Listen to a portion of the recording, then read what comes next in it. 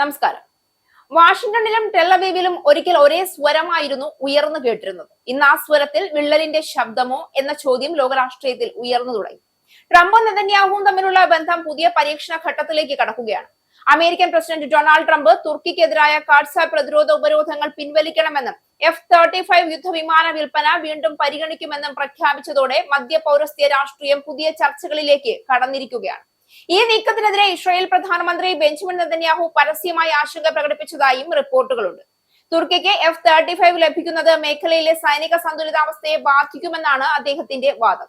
2019 Russian missile സംവിധാനം വാങ്ങിയതിന്റെ പേരിൽ F-35 പദ്ധതിയിൽ നിന്ന് പുറത്താക്കിക്കൊണ്ട് തുർക്കിക്ക് മേൽ US ഉപരോധം ഏർപ്പെടുത്തിയത്. നാറ്റോ ഉച്ചകോടിക്കായി അങ്കാറയിൽ ഇറങ്ങിയതിനു ശേഷം തുർക്കി പ്രസിഡന്റ് റജബ് തൊയ്ബ് ഉർദുഗാനുമായി സംസാരിക്കവെയാണ് ട്രംപ് ഉപരോധം നീക്കുന്ന കാര്യം അറിയിച്ചത്. ഞങ്ങൾ ഉപരോധങ്ങൾ നീക്കാൻ പോവുകയാണ് എന്ന് അങ്കാറയിലെ പ്രസിഡൻഷ്യൽ കൊട്ടാരത്തിൽ വെച്ച് തന്നെ ട്രംപ് പറഞ്ഞു. ഇക്കാര്യത്തിൽ ക്യാബിനറ്റ് ഉദ്യോഗസ്ഥർ പ്രവർത്തിച്ചു വരികയാണെന്നും അദ്ദേഹം വ്യക്തമാക്കി. തുർക്കിക്ക് F-35 വിമാനങ്ങൾ വിൽക്കുന്നതിനുള്ള സാധ്യത തീർച്ചയായും പരിഗണിക്കുമെന്നും US പ്രസിഡന്റ് അറിയിച്ചു. F-35 പദ്ധതിയിൽ പുനഃപ്രവേശനം നേടുന്നതിനും അമേരിക്കൻ ഉപരോധങ്ങൾ നീക്കുന്നത് സംബന്ധിച്ചുള്ള പ്രശ്നം പരിഹരിക്കാനും തുർക്കി ഏറെക്കാലമായി ശ്രമിക്കുന്നുണ്ട്. ഈ വിഷയത്തിൽ ട്രംപ് ഞങ്ങൾക്ക് വ്യക്തിപരമായി വാക്ക് നൽകിയിട്ടുണ്ട്. ട്രംപ് എപ്പോഴും തന്റെ വാക്കിന് വില കൽപ്പിക്കുന്നു. ഇവിടെയും ദൈവം ഇച്ഛിച്ചാൽ ഈ നേതാക്കളുടെ ഉച്ചകോടിയിൽ നിന്ന് F-35 സംബന്ധിച്ച് അനുകൂലമായ ഒരു തീരുമാനം ഉണ്ടാകുമെന്ന് ഞാൻ വിശ്വസിക്കുന്നു എന്നാണ് ഉർദുഗാൻ പറഞ്ഞു വെച്ചത്. ഈ ആഴ്ച ആദ്യം ഇസ്രായേൽ പ്രധാനമന്ത്രി ബെഞ്ചമിൻ നെതന്യാഹു നാറ്റോ സഖ്യകക്ഷിയായ തുർക്കിക്ക് US വിമാനങ്ങൾ വിൽക്കരുതെന്ന് അഭ്യർത്ഥിച്ചിരുന്നു. ഇത് മേഖലയിലെ സന്തുലിതാവസ്ഥയെ താളം തെറ്റിക്കുമെന്നും നെതന്യാഹു പറയുകയുണ്ടായി. ഇതിന് പിന്നാലെയാണ് ട്രംപിന്റെ വിഭിന്നമായ പ്രതികരണമുണ്ടായത്. ഇതോടെ ഉയരുന്ന പ്രധാന ചോദ്യം ഇതാണ്: വർഷങ്ങളായി പരസ്പരം ഏറ്റവും അടുത്ത രാഷ്ട്രീയ സഖ്യകക്ഷികളായി വിശേഷിപ്പിക്കപ്പെട്ടിരുന്ന ട്രംപും നെതന്യാഹുവും തമ്മിലുള്ള ബന്ധത്തിൽ വിള്ളൽ രൂപപ്പെടുകയാണോ? ട്രംപിന്റെ ആദ്യ പ്രസിഡൻഷ്യൽ കാലഘട്ടത്തിൽ ജെറുസലേമിലെ ഇസ്രായേലിന്റെ തലസ്ഥാനമായി അംഗീകരിച്ചതും ഗോലാൻ ഹൈറ്റ്സിനെ സംബന്ധിച്ച നിലപാടുകളും അബ്രഹാം ഉടമ്പടികൾക്ക് നൽകിയ പിന്തുണയും ഇസ്രായേലിന് നൽകിയ സൈനിക രാഷ്ട്രീയ പിന്തുണയും ഇരു നേതാക്കളെയും ഏറ്റവും അടുത്ത സഖ്യത്തിലേക്ക് എത്തിച്ചിരുന്നു. എന്നാൽ അന്താരാഷ്ട്ര രാഷ്ട്രീയം സ്ഥിരമായ സൗഹൃദങ്ങളെക്കാൾ സ്ഥിരമായ ദേശീയ താല്പര്യങ്ങളെയാണ് പിന്തുടരുന്നത്. ഇപ്പോൾ ട്രംപിന്റെ വിദേശ നയത്തിൽ കൂടുതൽ വ്യക്തമായി കാണുന്നത് പ്രാദേശിക ശക്തികളുമായി ഒരേ സമയം ബന്ധം നിലനിർത്താനുള്ള ശ്രമമാണ്.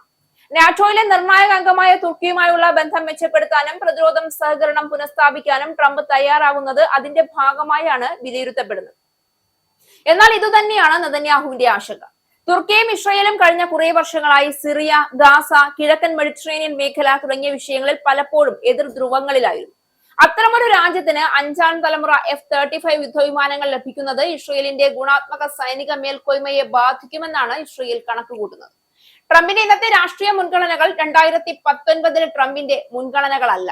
അമേരിക്കയുടെ സാമ്പത്തികവും പ്രതിരോധവുമായ താല്പര്യങ്ങൾ മുൻനിർത്തി തുർക്കിയുമായി ബന്ധം പുനർനിർമ്മിക്കാൻ അദ്ദേഹം ശ്രമിക്കുമ്പോൾ നെതന്യാഹു പ്രാദേശിക സുരക്ഷാ കാഴ്ചപ്പാടിൽ അതിനെ വിലയിരുത്തുകയാണ്. ഇതാണ് ഇപ്പോഴത്തെ അഭിപ്രായ വ്യത്യാസത്തിന്റെ പ്രധാന അടിസ്ഥാനം. നെതന്യാഹുവിന്റെ എല്ലാ ആവശ്യങ്ങളും അമേരിക്ക സ്വമേധയാ അംഗീകരിക്കുന്ന കാലഘട്ടം മാറുന്നുവെന്ന വിലയിരുത്തലും ഇവിടെ ശക്തമാവുകയാണ്. ഒരു കാലത്ത് ഏറ്റവും അടുത്ത രാഷ്ട്രീയ കൂട്ടുകെട്ട് എന്ന് ലോകം വിശേഷിപ്പിക്കപ്പെട്ട ട്രംപ് നെതന്യാഹു ബന്ധം ഇപ്പോൾ പുതിയ യാഥാർത്ഥ്യങ്ങളെ അഭിമുഖീകരിക്കുകയാണ്. തുർക്കി വിഷയത്തിൽ ഇരുവരും വ്യത്യസ്ത നിലപാടുകൾ സ്വീകരിക്കുന്നത് ആ മാറ്റത്തിന്റെ ഏറ്റവും പുതിയ ഉദാഹരണമാണ്. എന്നാൽ നിലവിലെ വിവരങ്ങളുടെ അടിസ്ഥാനത്തിൽ ഈ ബന്ധം പൂർണ്ണമായും തകർന്നുവെന്ന് ഉറപ്പിച്ചു പറയാൻ കഴിയില്ല. കൂടുതൽ കൃത്യമായി പറയുകയാണെങ്കിൽ വ്യക്തിബന്ധത്തെക്കാൾ ദേശീയ താല്പര്യങ്ങൾ മുൻപന്തിയിലെത്തിയ ഒരു പുതിയ ഘട്ടത്തിലേക്കാണ് ഈ ബന്ധം പ്രവേശിച്ചിരിക്കുന്നതെന്ന് പറയാം.